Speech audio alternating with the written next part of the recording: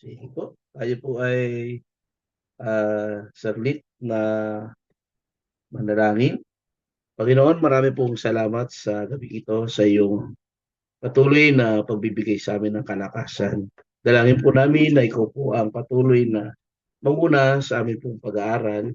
Nihiling po namin ang Banal na Espiritu Santo na patuloy po, Panginoon, na magturo, magbigay ng kaalaman sa amin, pang sa ganun po ay maunawa namin, Panginoon, ang amin pong pag-aaralan ngayong gabi. Salamat po at naman po ang aming internet connection ay maging maayos. Patuloy po na ikaw ang mag-bless, Panginoon, at wala pong anumang sagabal sa amin pong pag-aaral ngayong gabi.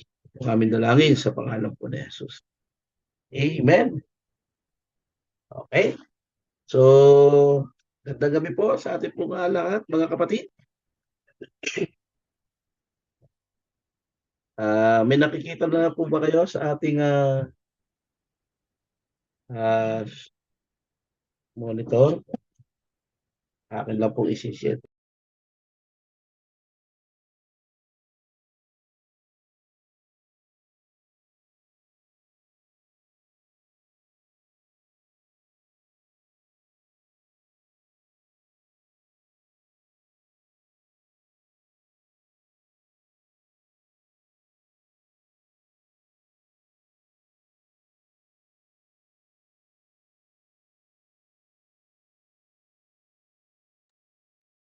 Okay.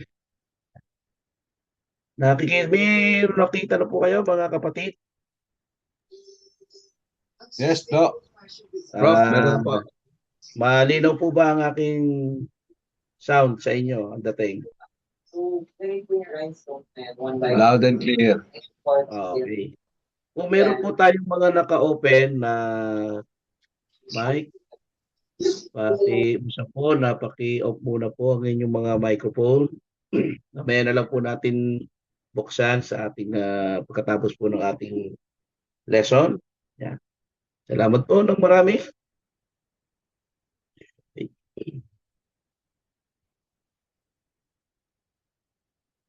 So ngayon pong gabi ay ipagpatuloy po natin yung ating pag-aaral at tayo po ngayon ay narito na po sa Module 2. Ang pamagat po nito ay authority. Po. Napakaganda po nito. Natalakay po natin yung missiology, yung mission, saka po yung mandate. Yan. Saka po ngayon ay ating namang bibigyan ng pansin ito pong topic natin ngayon. Meron po tayong 3 topics na po, pero hindi po natin ito matatalakay lahat. Pero atin pilitin po na makuha yung topic ko. Kasi medyo mahaba po ito at medyo kakain po talaga ng oras. Pero kung di kakayahin, dito muna po tayo sa topic 1. Yan. At ngayon po ay ipagpapatuloy po natin itong ating subject about church, AB Church Management. Ano po. So, sa mga hindi pa po nakakapag-enroll, enroll nyo na po ito kasi po kahit 150 lang muna, then sa kanya lang po kayo mag-add kung medyo nakakaluwag. Dahil sa susunod po na ating meeting ay magiging exclusive na po ito sa mga enroll. Ngayon po ay by the grace of God, pinagbigyan pa po ni Doc ng maging free yung ating Zoom link ngayon. Kaya salamat sa Panginoon dahil libre pa po tayo ngayon. Ano po. Kaya I advise na enroll po ninyo. Kung magkaroon ng blessing, saka na po nyo dagdagan kung kinakailangan. Okay? Punta na po tayo sa ating topic ngayon. Po. It's about authority. Yan. At ngayon po ating tatalakayin yung pong authority source. Yan. Makikita nyo po sa inyong screen. Dito, atin pong tingnan yung introduction. Why authority must be defined. Sabihin, bakit po ba mahalaga na ating suriin o tingnan yung definition ng authority. May nakalagay po dyan, sabi, where does our authority came from? Saan ba ito nagsisimula? Pero bago po natin yan bigyan diin, ang authority po ay dapat malinaw bago isagawa yung mga bagay-bagay sa loob ng simbahan po. At sa simbahan, maraming problema sa pamumuno ang hindi po nagmumula sa masamang hangarin, kundi doon sa hindi malinaw na pinagmumulan ng authority. Sabi diyan, many leadership failures in churches. Yeah. Ito naman, at kapag ang authority po ay hindi natukoy, nagkakaroon po ng kalituhan sa mga miyembro at leader. Halimbawa, sino ang may huling salita o desisyon, sino ang dapat sundin. Kaya napakahalaga na ating pong makita yung authority na binabanggit po dito sa ating lesson ngayon. No? At kapag ang isang leader, meron kasi sinasabi dito na kailangan klaro o maliwanag saan ba natin gagamitin yung authority na meron ang isang leader o ang isang pastor. At when authority is undefined, sabi diyan, ay pwedeng magkaroon ng problema dahil hindi natukoy kung sino ang masusunod at nagkakaroon po yan ng kalituhan. Kaya merong sinasabi din dyan yung self-generated or abuse become possible. Sabihin, kapag ang isang leader ay kumikilos base doon sa sariling pasya o kapangyarihan na hindi mula sa Diyos o sa malinaw na sistema, nagiging possible ang pang-aabuso sa kanyang authority. Ito ay maaaring magresulta sa pamimilit o di makatarungang pagpapatupad ng patakaran o pagsasamantala sa posisyon. At meron po dyan tinatawag ding unbiblical authority. Dito nagsisimula yung division. At ang hindi ayon sa biblical or unbiblical authority ay nagdudulot ng pagkakawatak-watak at pinsala sa loob ng simbahan. Kaya kung ang pamumuno ay hindi nakaangkla sa prinsipyo ng Biblia, nagiging sanhi po ito ng pagkakaroon ng hindi pagkakaunawaan o division sa loob ng simbahan. Pagkakaroon po ito ng bagay na nakakasira doon sa pagkakaisa ng church. So, biblical church management insists that authority must be sourced correctly before it is exercised properly. Ang biblical church management ay nagtuturo na ang authority ay dapat manggaling sa tamang pinagmulan bago ito ipatupad. Sabihin, ang malinaw na authority ay nagbibigay ng kaayusan, nagbibigay ng proteksyon laban sa pang-aabuso at pagkakaisa sa simbahan. Kaya mahalaga po mga kapatid na ating maunawaan po yung authority source. What authority is?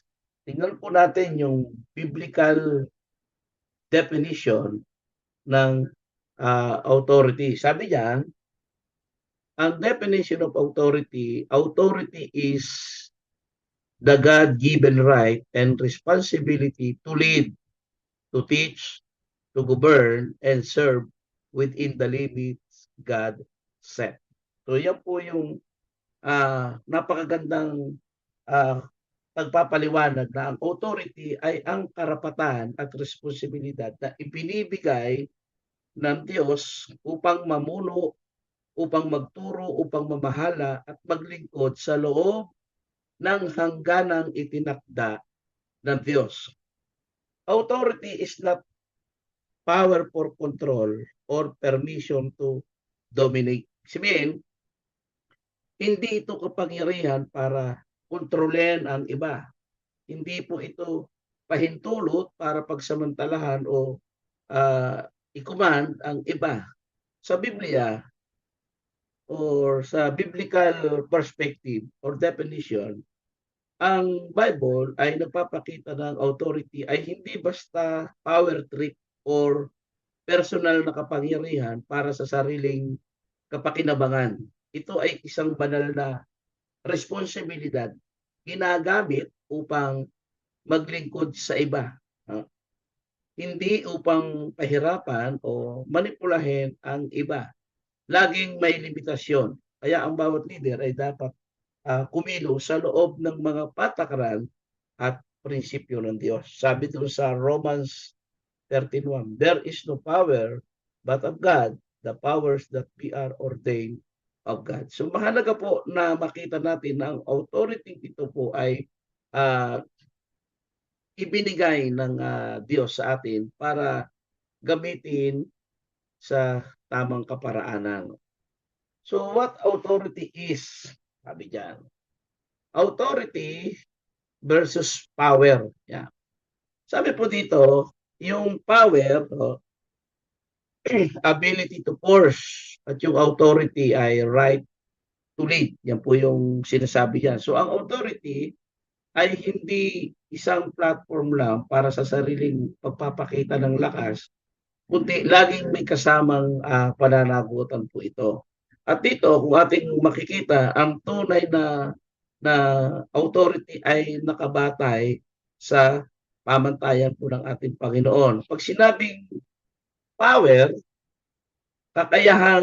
ito yung kakayahang kontrolin ang iba. Pag sinabing authority, ito yung karapatan at responsibilidad na mamuno at maglingkod ayon sa Diyos. Maaaring may kapangyarihan ang isang tao, ngunit wala siyang pwersa o power. Ito ay tinatawag na tyranny o pamumuno na may pang-aabuso, ibig sabihin diyan. Kaya mahalaga na maintindihan natin yung pagkakaiba noong power at saka po yung authority. Maaaring may authority ang isang tao, ngunit wala naman siyang pwersa. Ito ay tinatawag na biblical leadership o pamumuno ayon sa salita po ng ating Panginoon. Kaya ang kapangyarihan ay instrument lamang, samantalang ang authority ay karapatan mula sa Diyos. At dito po, ating makikita na ang kapangyarihan, kung walang authority, ay madaling magdulot ng pang-aabuso o takot sa iba. Kaya ang authority po ay ginagamit ng tama at ayon sa Diyos ay nagdudulot ng kaayusan at paggalang at paglilingkod. Kaya po dito mga kapatid, ang isang modelo doon sa authority without oppression ay si Jesus. Si Jesus po ang modelo ng tunay na authority. Ginagamit niya ng walang pananakot o walang pang-api. Sabi niya sa Matthew 7:29, sapagkat itinuro niya sa kanila ng may authority at hindi gaya ng mga iskriba. Binabanggit niya yung force na galing doon sa mga scribe. Kaya ang talata po na ito ay nagpapakita na ang tunay na leader ay namumuno at nagtuturo ng may authority, ngunit hindi ginagamit ng takot o persa. Yan po yung ating makikita dyan po. Kaya yung kapangyarihan, ito ay isang persa, maaaring magdulot ng takot o abuso. At yung namang authority ay karapatan at responsibilidad mula sa Diyos na nagdudulot ng paggalang at kaayusan. At ang tunay na pamumuno ay sa Biblia ay walang pang-aapi. May pananagutan sa Diyos at naglilingkod sa kapwa. Yan po yung napakagandang biblical definition ng authority. Next po tayo. The ultimate source of all authority. Sabi dito, God is the source. All legitimate authority in the church flows from God alone. So ang Diyos po ang pinagmumulan ng lahat ng authority. Siya po yung nagbigay sa atin. At lahat ng lehitimong authority sa simbahan ay nagmumula lamang sa Diyos. Walang tao, walang grupo ang maaaring mag-imbento na o pagmamay-ari dito ng ganang sa sarili niya.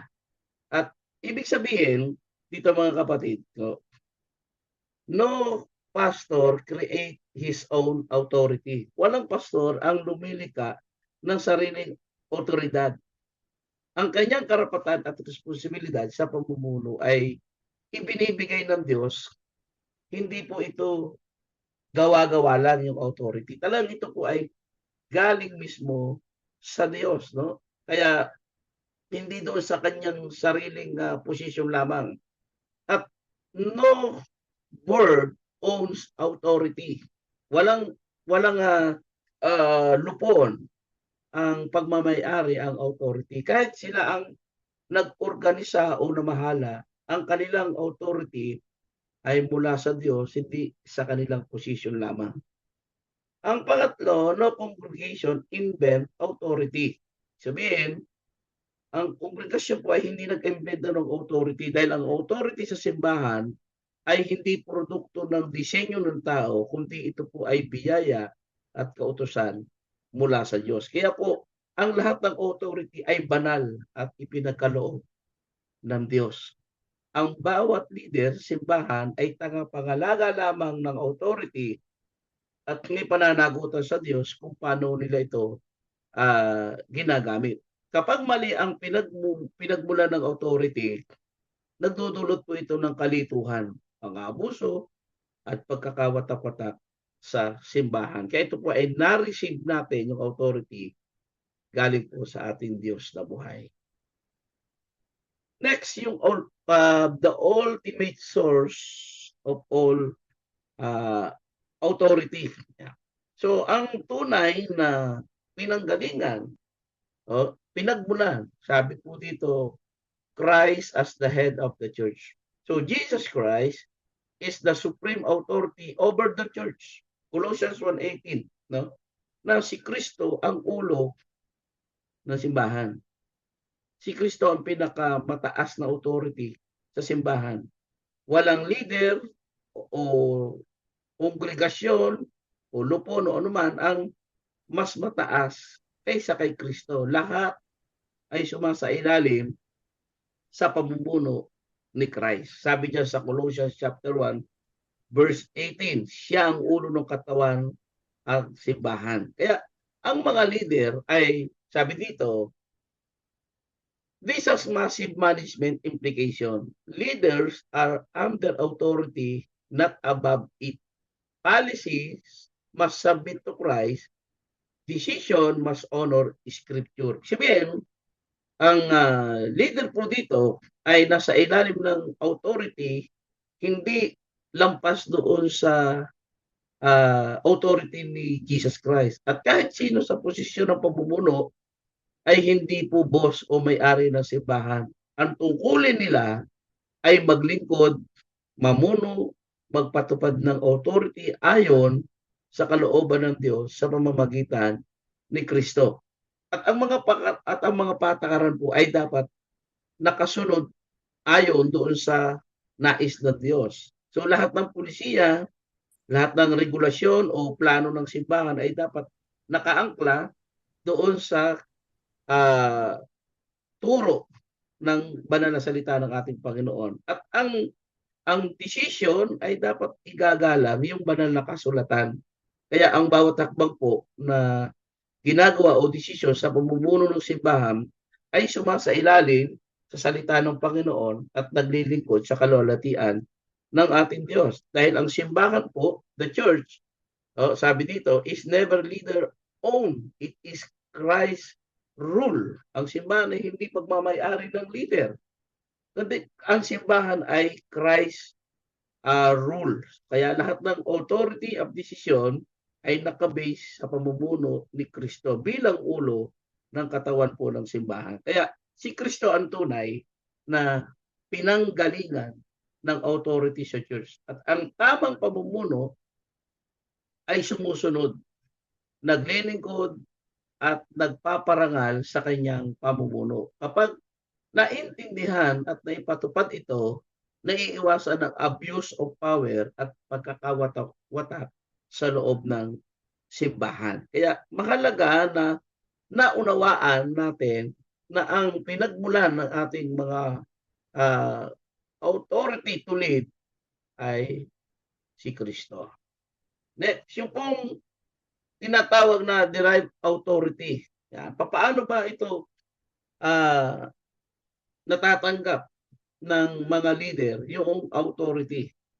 Ang authority sa simbahan po ay ipinagkakaloob, hindi likas o sariling atin. Kahit ang leader ay may posisyon, ang kanyang kapangyarihan ay mula kay Kristo at sa kanyang layunin. Kaya ito po ay, sabi dito, delegated, not absolute. Matthew 28:18 hanggang 19. So, nagbigay si Jesus ng command, no? Ibinigay niya sa akin ang lahat ng kapangyarihan, kaya't humayo kayo at gawin yung alagad ang mga bansa. So dito, pinapakita po mga kapatid na si Jesus ang may ganap o Jesus possesses all authority. Church leaders receive delegated authority. Siya ang pinagmula ng lahat ng kapangyarihan. Si Jesus at ang mga leader sa simbahan ay tumatanggap ng mga authority nito. So yung kapangyarihan ay mula sa Diyos sa pamamagitan ni Kristo, hindi sa sarili nating karapatan o posisyon. O, ito po i-delegate sa atin. Sabihin, yung authority po ay may hangganan at may layunin. Kaya yung sinasabing delegated authority ay may tinatawag po na purpose bound o may layuning paglilingkod. Ginagamit po yung authority upang maging tagagabay para turuan at pangalagaan ang katawan ng simbahan. So, ang layunin po diyan ay to serve. Yan yung talagang purpose ng authority. Gagamitin yon para siya yung maging to lead the church, no? Para turuan at pangalagaan ang church. At ang sabi niya na scripture limited. So, limitado ito ng banal na kasulatan. Ibig sabihin, ang authority ay hindi niya lalampasan yung kapangyarihan ng salita ng ating Panginoong Jesus. At meron itong tinatawag na pananagutan o accountable. Kaya't yung bawat leader po ay mananagot kay Kristo sa pamamagitan ng kanyang authority na ginagamit. So kapag nakalimutan po ito, sabi, when leaders forget this, authority turns into control. Kapag nakalimutan ito, kung ang mga leader ay nakakalimot na kanilang authority ay mula kay Kristo, may layunin at may pananagutan, ito ay madaling magbago. Yan. Nagiging tyranny o abuse of power ang pamumuno at nawawala po yung espiritu ng paglilingkod. Kaya mahalaga po yung authority na ito ay naunawaan natin na ang layunin nito ay to serve, to lead. Yan. At naunawaan natin na tayo pala ay merong pananagutan doon sa ibinigay na authority sa atin. Next, authority through calling and office. Ito yung biblical authority na connected dapat. So ang tunay na otoridad sa simbahan ay pinagkakalob ng Diyos at ang leader ay tagapangalaga ng kapangyarihan, hindi may-ari nito. So kung ating titingnan mga kapatid, yung authority through calling, sabihin, kailangang mayroong sangkap ng biblical authority o biblical authority dapat ay connected doon sa calling. Ito yung God's appointment. Sabihin, ang authority po ay nagmumula sa Panginoong Diyos, nagmumula sa pagpili at pagtatalaga ng Diyos sa isang tao para sa partikular na tungkulin sa simbahan. Merong sinabi sa Hebrew chapter 5 verse 4, walang sino man ang kumukuha ng karangalang ito para sa sarili, kundi yaong tinawag ng Diyos. No man take this honor unto himself, but he that is called of God. Sabihin, ang leader ay hindi pwedeng basta igigit lang sa kanya o kukunin lang yung authority. Ito po ay ibinibigay at kinikilala dahil sa tawag ng Diyos. Pangalawa, yung character or godliness, yung pagiging makadiyos. Ang authority ito ay nakabatay sa kabanalan at integridad ng isang leader. Kaya yung authority ay dapat po yung leader ay may buhay na sumusunod sa prinsipyo ng Biblia at nagpapakita ng paglilingkod, pagpapakumbaba at tamang asal. At yung pangatlo, yung competence, ability to teach and to lead. Yan. Yung kakayahang magturo at mamuno. So, importante po ito. Dapat ay may kakayahan talaga yung isang, sabi natin isang pastor. No? Meron talagang dapat siyang kakayahang magturo.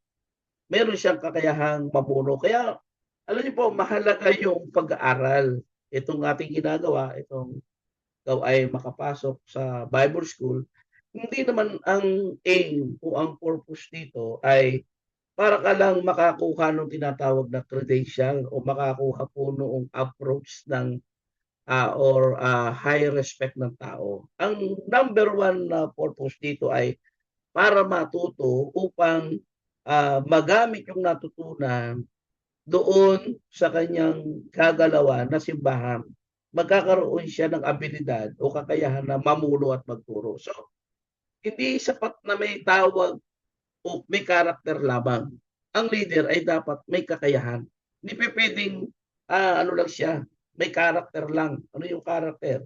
Yung mahusay lang approach, hindi lang gano'n. Hindi dapat po, meron siyang knowledge, meron siyang kaalaman patungkol doon sa salita ng Diyos, may kakayahan siyang magturo, may kakayahan siyang mamuno ng maayos. Kasama dito yung alam ang salita ng Panginoon. Kaya magkakaroon siya ng, meron siyang karanasan sa pastoral care at may kakayahang magpatupad ng mga desisyon ayon sa Diyos. Kaya napakahalaga, authority is recognized. Sabi, kaya ang tunay na leader ay may tatlong pundasyon ng authority. Divine calling, godly character, at yung competence. Kaya ang pagkilala sa authority, dapat ayon sa tamang paraan ay nagpapanatili ng kayusan at integridad sa loob po ng simbahan. Okay? Next. Excuse me. Authority and servant leadership. So si Jesus ay radikal na nagbago ng konsepto ng authority. Sa kanyang pamumuno, ang authority ay hindi para sa sariling kapakanan lang niya, kundi para sa paglilingkod sa iba. Meron po diyang sinabi sa Mark chapter 10, verse 42 hanggang 45.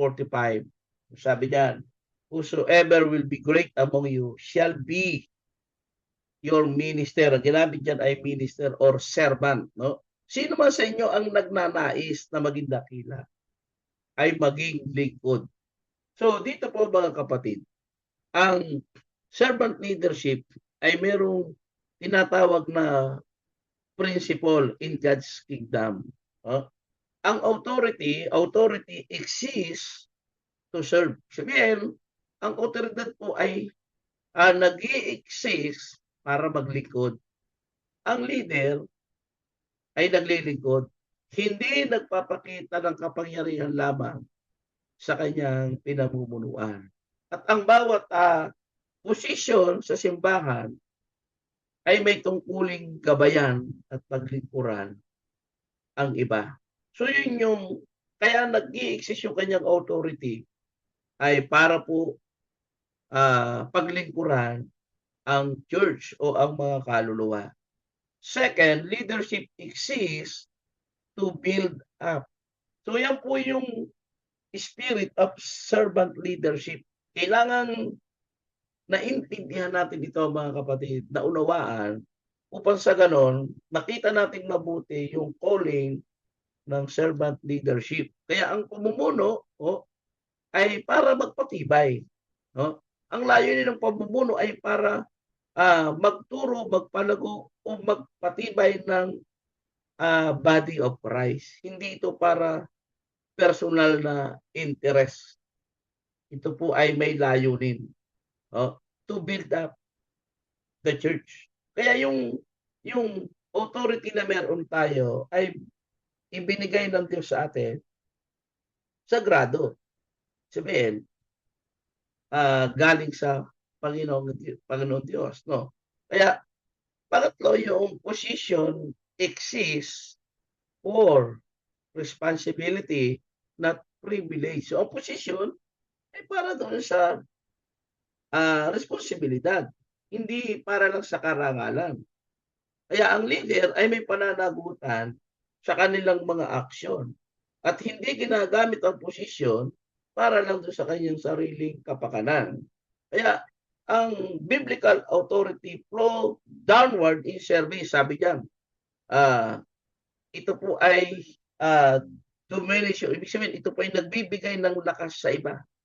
Hindi po ito pumipigil o namumuno sa pamamagitan ng takot. Kaya mahalaga po na si Jesus ay ginawa niya yung ni-redefine niya yung authority mula sa control papunta doon sa paglilingkod.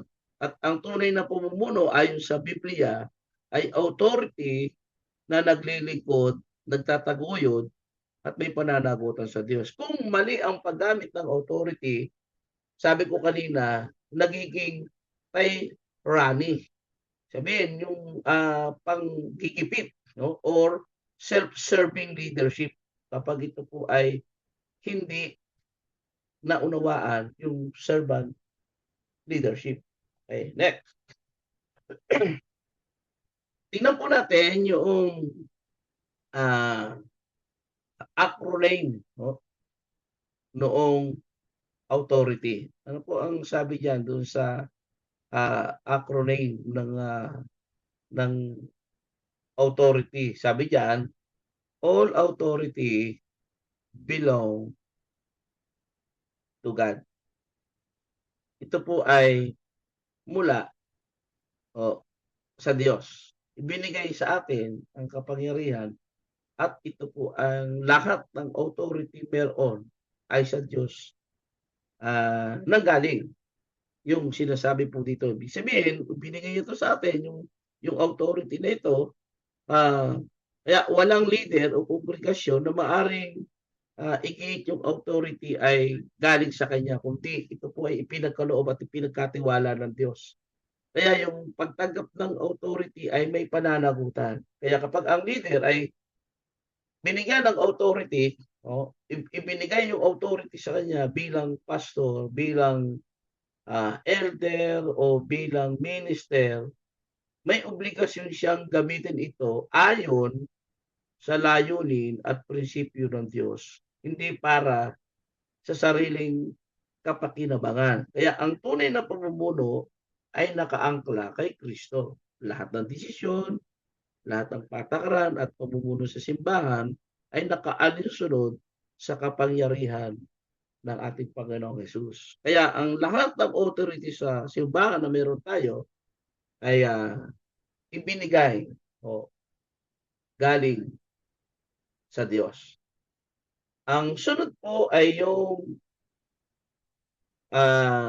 under Christ leadership, Colossians 1:18, sa pamumuno ni Kristo.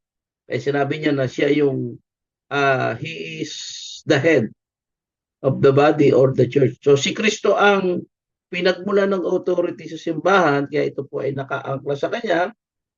Wala tayong pwedeng ipagmalaki rito. Kaya ang leader ay nasa ilalim ng pamumuno ni Kristo. Lahat ng ating ginagawa ay nakaangkla doon sa kanyang kautusan at lahat ng leader ay tagapangalaga ng authority, hindi natin pagmamayari at ang tunay na pamumuno ay meron tinatawag na pagpapatibay o paglilingkod sa iba na nagpapalago ng katawan ni Kristo at naglilingkod sa Diyos. Kaya yung authority po ay meron tinatawag na humbleness, hindi yung pataas, no? Kundi ito po ay may kababaang loob. Kaya dito, kung ating titingnan mabuti, yung pamumuno po ay nagiging tama, nagiging makabuluhan, at nagkakaroon ng biblical authority kapag si Kristo ang ultimate leader na kanyang pamumuno. Okay, next. Next po ay yung transmitted through delegation. Ano po yung ibig sabihin nito? Ipinapasa yung authority sa pamamagitan ng delegate sa 2 Corinthians 10:8, no? Sabi diyan, bagat maaari kong ipagmalaki pa ang aming authority na ipinagkakalob sa amin ng Panginoon para sa ikatataas at hindi sa ikawawasak ninyo. Hindi ako nahihiya, sabi ni Apostle Paul, no? Kaya dito, ang authority ay ipinapasa ng Diyos. Walang leader, ang automatic ay may authority. Ito ay ibinibigay o pinagkakalob ng Diyos sa kanya. Ginagamit yung authority para sa ikabubuti ng simbahan, hindi para sa sariling kapakanan. At siya po ay nagtatalaga ng leader at ito po ay merong pananagutan sa Diyos kung paano niya gagamitin yung authority na ipinagkaloob sa kanya. Kaya ang leader po ay tagapangalaga ng authority na pinagkaloob ng Diyos at meron po itong obligasyon na gamitin, merong layunin, merong limitasyon at merong pananagutan. Okay, next. Wait lang po at ako po ay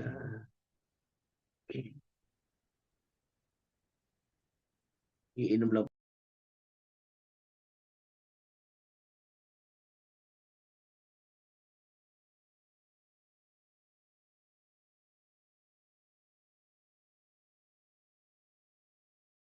Okay. Hindi po ba ako nagiging mabilis, mga kapatid?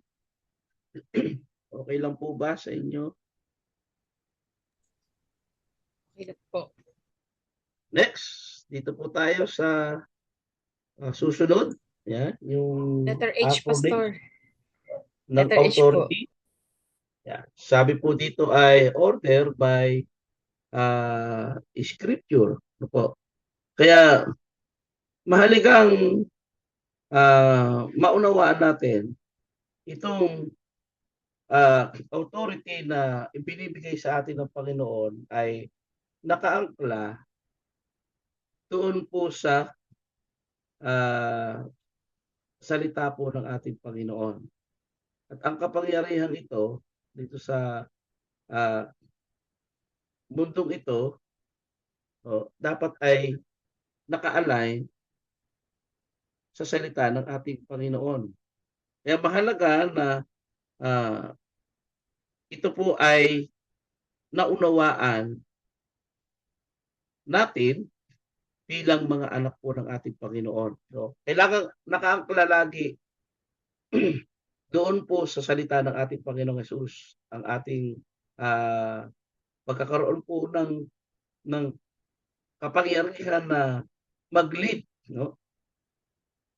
Manguna o pangunahan yung iglesia na ipinagkatiwala po sa atin ng ating Panginoong Hesus. No? Kaya mahalaga sa mga lingkod ng ating Diyos na hindi na ililihis sa pamantayan ng ating Panginoon. No? At ito po ay nakaangkla doon sa kanyang mga salita. Kaya si Jesus lagi niyang sinasabi na tayo bilang mga mananampalataya, mga leader, no, ay makita natin na yung authority na ito na ibinibigay sa atin para pamunuan yung kanyang ah, bayan ay nakaayon sa salita po ng ating Diyos, no? Dahil ito po ay mahalaga, dahil tayo po ay merong ah, dadalhin na mga kaluluwa sa ating Panginoong Hesus. Kaya bilang isang mga lingkod ng ating Panginoon, maintindihan natin palagi na itong authority na ito na ating ginagalawan ay ipinagkaloob ng ating Diyos sa atin upang pangunahan ang kanyang bayan. Kaya ngayon po mga kapatid, nakita natin na yung authority na meron tayo ngayon ay mahalaga, no? Mahalaga na laging nadodoon po yung pagkakaroon ng salita ng ating Panginoon. Next, responsible to accountability. Yan. So, mahalaga ito na bakit dapat nating maunawaan dahil tayo po ay magiging accountable dito po sa pamumuno natin sa iglesia ng ating Panginoon. At ang layunin po nito ay maitama, gamitin yung authority doon sa pagpapalago at pagpapatibay ng katawan ni Kristo. Oh, upang ating maintindihan na yung binigay pa ng authority sa atin ay hindi basta authority na kung saan galing, kundi ito po ay galing mismo sa Diyos na nagbibigay nito. Kaya mapalad po tayo, mga kapatid, mga pastor, dahil tayo po yung nagkaroon ng pagkakataon na pangunahan.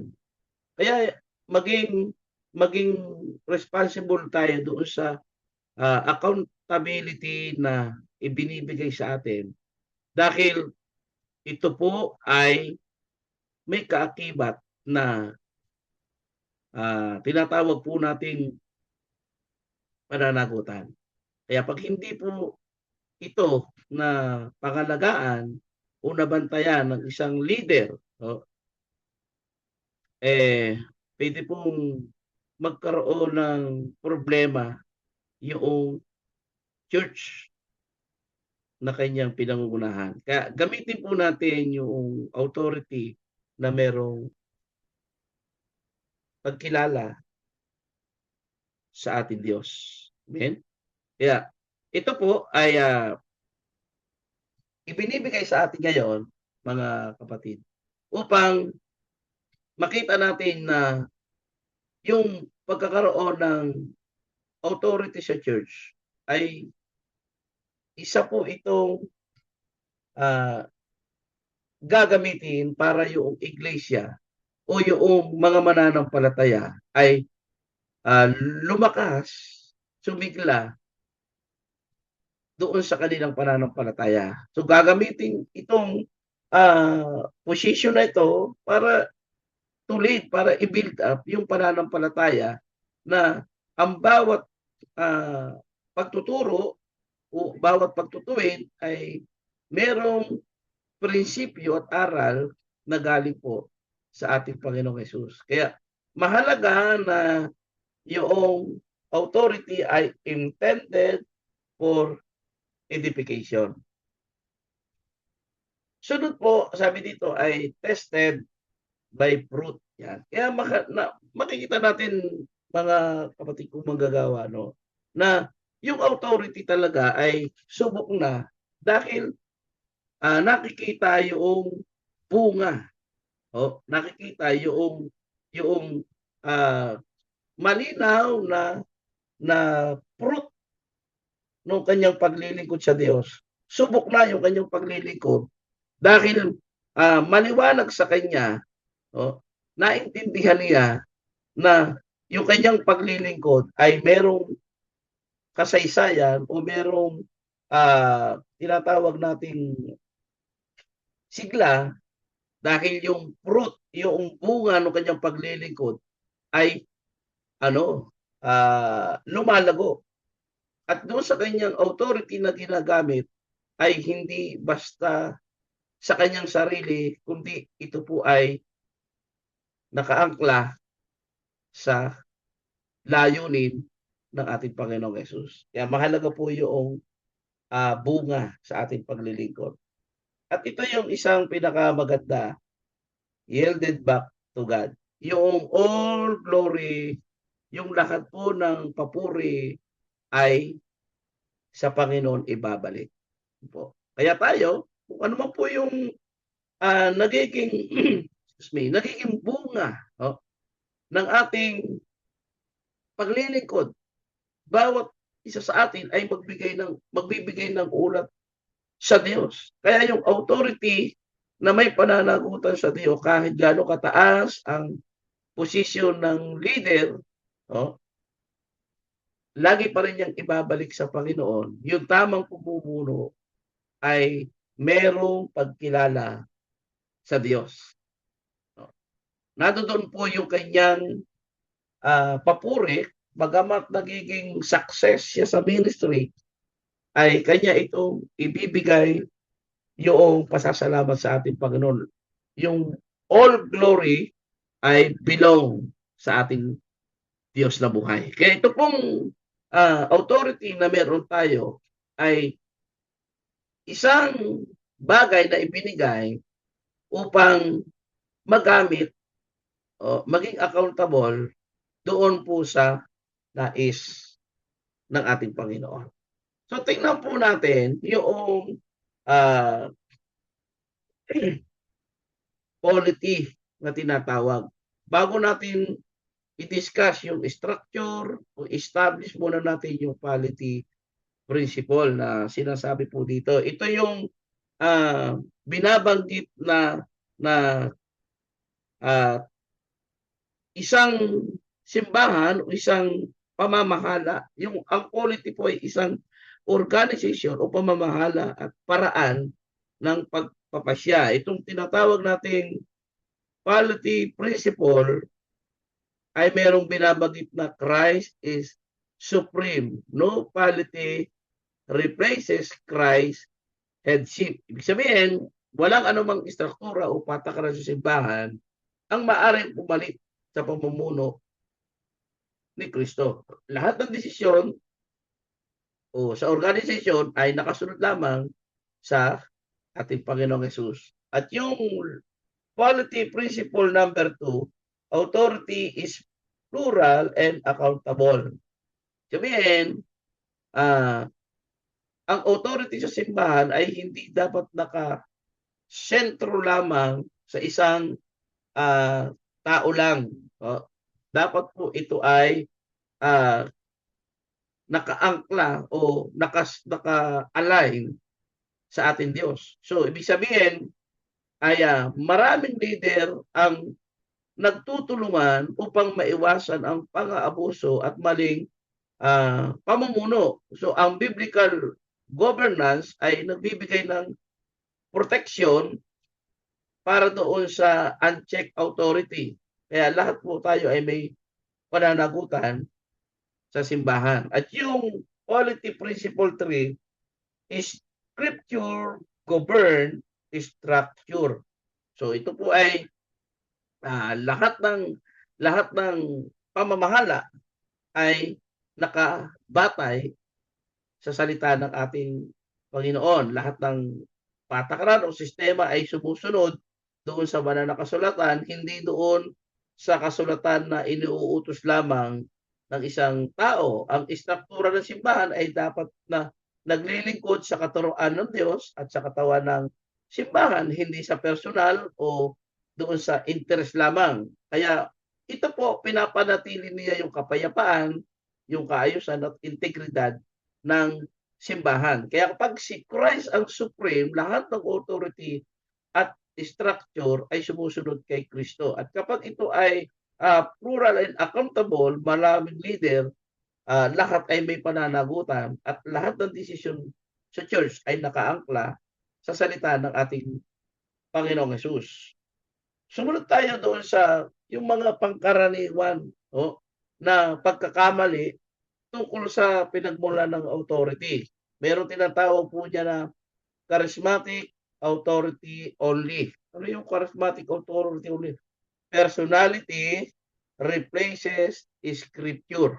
Sabihin na ito yung pagbibigay ng authority batay lamang doon sa personalidad sa halip na sa salita ng ating Panginoon. Sabihin, ang leader ay binibigyan ng authority dahil sa kanyang galing, dahil sa kanyang pagkapwa, hindi dahil sa tamang tawag o kakayahan o pagsunod sa Diyos.